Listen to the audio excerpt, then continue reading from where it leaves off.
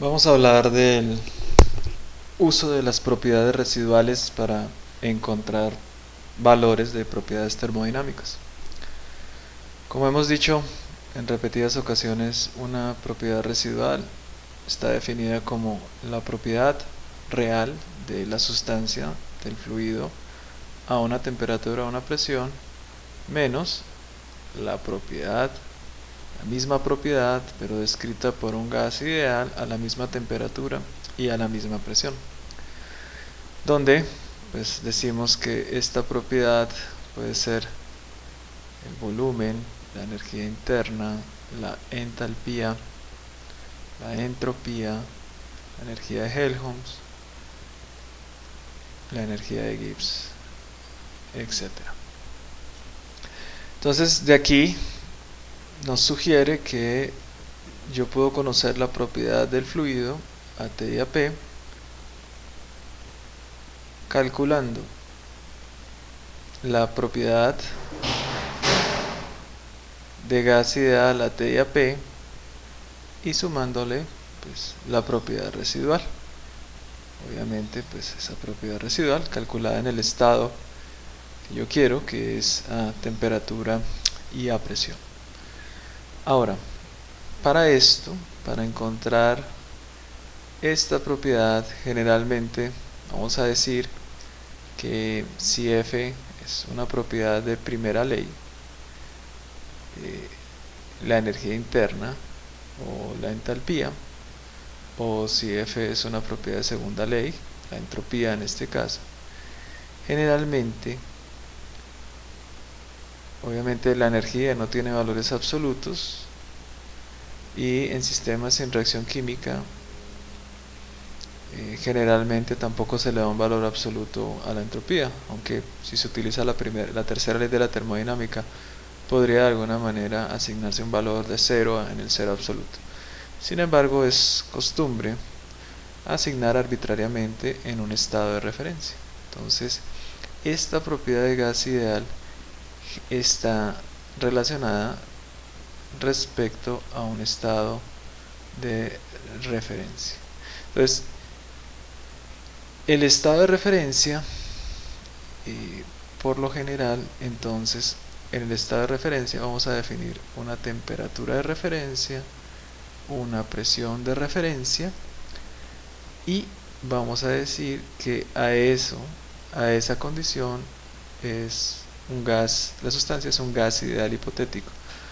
No interesa si a esa T y a esa P la sustancia no es un gas ideal, no interesa porque este estado de referencia lo único que estamos haciendo es dándole un valor para el cual nosotros podemos calcular el valor de la propiedad como gas ideal. Y ya, con la propiedad residual, ese ya nos permite por ejemplo, corregir este valor a lo que es realmente. Por ejemplo, yo podría decir que tengo la sustancia agua a 25 Celsius, a una atmósfera y como gas ideal. Yo sé que en la realidad 25 Celsius y una atmósfera y la agua como tal no está en fase gaseosa, es un líquido y mucho menos va a ser un gas ideal. Sin embargo, cuando yo voy a calcular la propiedad del agua a 25 Celsius y una atmósfera, entonces calculo la propiedad, digamos, de gas ideal a esa condición de 25 Celsius y una atmósfera referente, pues a ese estado de referencia, ¿cierto? Y después le sumo la propiedad residual a T y a P. Y esta propiedad residual a T y a P voy a identificar que él es un líquido y este factor de corrección me va a permitir obtener el valor de la fase líquida. Entonces no hay ningún problema. Entonces cuando trabajamos con propiedades residuales, lo mejor es definir un estado de referencia relacionado con gas ideal para poder calcular el valor de la propiedad como gas ideal. Para un ejemplo concreto, supongamos que tenemos una sustancia cualquiera y vamos a generar pues todas las propiedades que nosotros queramos. Vamos a generar, vamos a querer calcular la energía interna, la entalpía, la entropía, la energía de Helmholtz, la energía de Gibbs de una sustancia. Entonces lo que yo voy a hacer es definir un estado de referencia. Voy a definir, por ejemplo, que la temperatura sean 298.15 Kelvin. Voy a definir que la presión de referencia sea 1 bar. Y para poder calcular todo eso, entonces yo digo que, bueno, y como gas ideal. Entonces yo sé que la entalpía de referencia lo voy a asignar un valor arbitrario de 0. Acuérdense que yo puedo asignarle un valor arbitrario a una de las dos propiedades de primera ley, sea energía interna o entalpía. Como es propiedad residual, generalmente pues trabaja con T y P, así que la variable que funciona bien con T y P es la entalpía. Entonces voy a decir, por ejemplo, que sean 0 kilojulios por kilomol. Y entonces realmente esta entalpía en la referencia es la entalpía del gas ideal a esa temperatura de referencia y a esa presión de referencia. Y puedo definir también arbitrariamente que la entropía en la referencia va a ser 0 kilojulios sobre kilomol Kelvin. Y eso realmente lo que estoy diciendo es que el valor de la entropía como gas ideal a T de referencia, P de referencia, es igual a 0. Entonces, ¿qué pasa si yo quisiera, por ejemplo, calcular el valor de la entalpía? Por ejemplo, quiero calcular todos los valor U, valor H, valor S, A y G. Supongamos que quiero calcularlo a 5 atmósferas y 350 Kelvin. Listo. Entonces lo que voy a hacer es, como definí estas dos propiedades, lo primero que voy a hacer es calcular estos valores de entalpía y entropía basado en la referencia. Entonces lo que voy a hacer es la entalpía a 5 atmósferas y 350 Kelvin va a ser el valor de la entalpía como gas ideal a 350 Kelvin y 5 atmósferas. Obviamente un gas ideal solamente la entalpía depende únicamente de la temperatura, entonces sin importar la presión ese será el valor más el valor de la entalpía residual a 5 atmósferas y 350 Kelvin. Esto de acá ya sabemos cómo calcularlo a través de una ecuación de estado. Ya hicimos las derivaciones dependiendo, ecuación cúbica con ecuación del virial, con lo que yo desee, o aún con cartas generalizadas. Ahora, ¿cuánto vale la entalpía de gas ideal a 350? Pues va a ser la integral, ¿cierto? Va a ser la integral, va a ser el valor. Entonces podemos escribirlo, la entalpía de gas ideal a 350 Kelvin va a ser el valor que yo conozco, que es el valor en la referencia, ¿cierto? Que es de gas ideal, más el cambio desde la referencia. La referencia, habíamos dicho que habíamos definido esa referencia como 298.15, entonces sería la integral desde 298.15 Kelvin hasta la temperatura que yo quiera de ese estado, que son 350 Kelvin, la integral de la capacidad calorífica de gas ideal de T. Como este valor pues es 0, ¿cierto? Entonces la entalpía a 5 atmósferas 350 Kelvin va a ser, en este caso, la entalpía del gas ideal que sería la integral de 298.15 Kelvin a 350 Kelvin de la capacidad calorífica de la sustancia de T más la entalpía residual a 5 atmósferas y 350 Kelvin. Entonces de esa manera obtengo el valor de la entalpía. Ahora para la entropía, entonces el valor de la entropía a 5 atmósferas y 350 Kelvin va a ser el valor de la entropía como gas ideal a 350 Kelvin, 5 atmósferas, más el valor de la entalpía residual, entropía residual, que es propiedad de segunda ley, entropía residual a 5 atmósferas y 350 Kelvin. Esto nuevamente pues lo obtenemos de una ecuación de estado que describa la fase del fluido y que sea pues válida. Ahora, esta entropía de gas ideal a 350 Kelvin y 5 atmósferas va a ser la entropía en la referencia más el cambio en la entropía desde la referencia hasta el lugar donde yo hasta el estado donde yo lo necesite, ¿cierto? Entonces esto va a ser igual a la integral de 298.15 Kelvin hasta 350 Kelvin de capacidad calorífica de gas ideal sobre T de T menos R logaritmo natural de la presión, en este caso 5 atmósferas, sobre la presión de referencia. 5 atmósferas sobre la presión de referencia, que es un bar. Entonces, un bar, más o menos, coloquemos aquí, mejor cambiemos esta referencia para evitar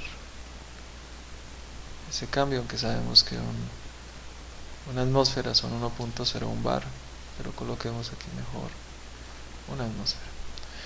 Entonces vamos desde la presión de referencia, ¿cierto? Dividido una atmósfera y listo. Entonces eso va a implicar, como ya definimos arbitrariamente, que este valor es 0, es decir, todos los valores de entropía están calculados relacionados con ese estado de referencia.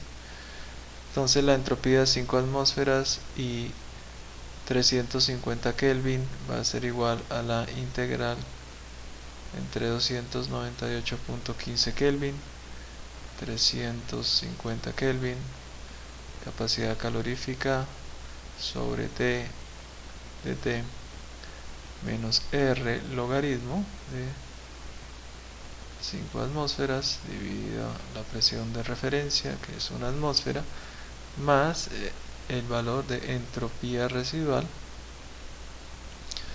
a 5 atmósferas y 350 Kelvin. 350 Kelvin.